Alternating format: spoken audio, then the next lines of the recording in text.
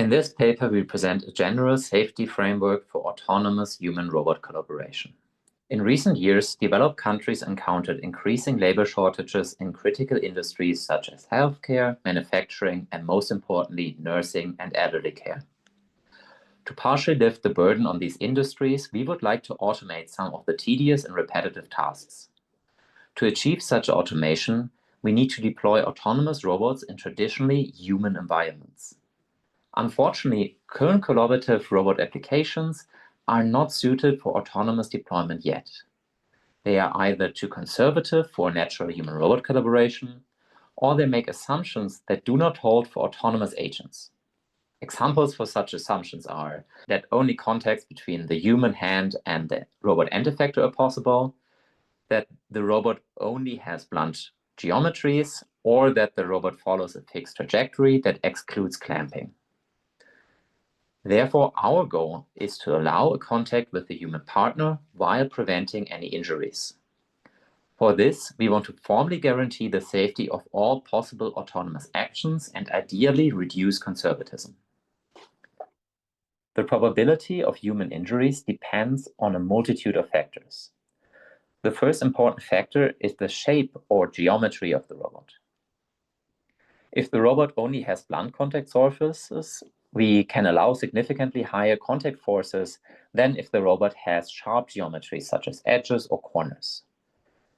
The second important factor is the type of contact. A contact is either constrained, so that the human is clamped between the robot and some other element, like in this example, the table, or it is unconstrained, allowing the human to freely move during the contact. Two recent studies of Kirschner et al. Have shown that we can allow significantly higher contact energies for unconstrained contacts than for constrained ones, especially if the robot has sharp edges. Previous works, therefore, had to always assume the more conservative case of constrained contacts. The core idea of our work is now to classify contacts by their type and robot geometry to reduce this conservatism. We achieve this with our new TheraShield approach. Generally, we assume that the agent outputs actions at a relatively low frequency, so it has more of a planning task. A classical controller can now execute these actions at a high control frequency at around 200 to 1000 Hz. This dual frequency approach is very common for autonomous robotics. To ensure safety for the agent, we first convert the action of the agent into an intended trajectory. At every control step, we now compute so-called monitor trajectories along this intended trajectory. A monitor trajectory consists of one time step of the intended trajectory and is followed by a phase-safe trajectory that stops the robot. The phase-safe trajectory performs path-consistent braking along the intended trajectory. The monitor trajectory then continues on the intended trajectory at the control frequency. For each monitor trajectory, we compute the reachable occupancy of the human and the robot. These reachable occupancies are the set of all states that the human and robot can occupy in a given time horizon. We can identify all possible contacts between the human and the robot by checking their reachable occupancies for intersection. Previous works then simply stopped the robot if a contact was possible. Our core contribution is now to classify all potential contacts into constrained and unconstrained contacts. Additionally, we directly get the information about the shape of the robot link that is possibly in contact with the human. Using this contact information, we determine the maximal allowed contact energy that is highly unlikely to cause any injury. Finally, we compute the kinetic energy of the robot at the time of contact and verify if this energy is below the given injury limit. If that is the case, we can execute the intended trajectory, and otherwise we execute a previously verified phase-safe trajectory. Here's an example of the reachable occupancies of the human and the robot, in blue and purple respectively. The size of the reachable occupancies depend on the speed of the robot. The faster the robot, the longer it needs to stop, so the time of the reachable analysis also increases.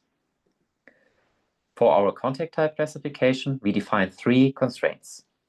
First, for any clamping to occur, a human body part has to be potentially in contact with the robot link and another element, like in this example, the end effector, and the table. For the second constraint, we use the fact that humans cannot be infinitely large. Human body parts have a maximal diameter, which is usually given in some isonorms. Therefore, we say if the robot is further away from the other element, in this example the table, then the maximal diameter, clamping is just impossible. Lastly, we define a velocity constraint, so that clamping is only allowed if the robot is moving towards the environment element. If the robot would be moving away from the environment element, clamping can be excluded. We compare our method against the dynamic speed and separation monitoring approach of Thom et al. Their approach stops the robot every time a contact is possible. This leads to a very conservative robot behavior and would not be suited for close contact tasks, which are typical in caregiving and elderly care. Our Sarah-Shield approach, however, is significantly less conservative. We only have to slow down the robot a little for unconstrained contacts. All videos shown in the presentation assume that the robot has a sharp tool as the end effector, even though we used an end effector with a blunt force sensor. When a constrained contact is possible, we slow down the robot a lot to prevent injuries. This you can see here.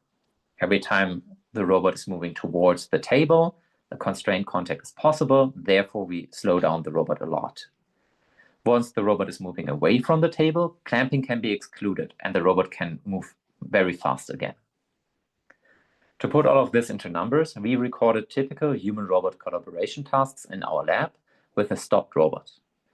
We then used the recorded human motions in our simulation and performed an ablation study against state-of-the-art approaches. Here we report the robot efficiency, where 100% efficiency is an unsafe robot that is moving at full speed, and 0% efficiency would be a fully stopped robot at all times. Sarah-Shield achieves a 92.5% efficiency, meaning that the robot is almost as fast as an unsafe robot. However, we can formally guarantee safety.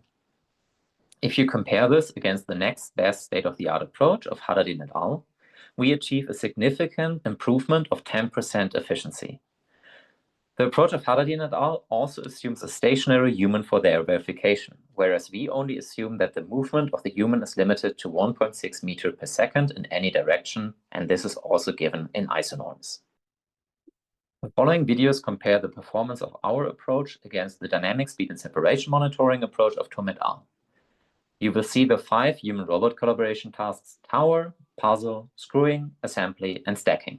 And these 5 tasks were also the tasks that we used for our ablation study.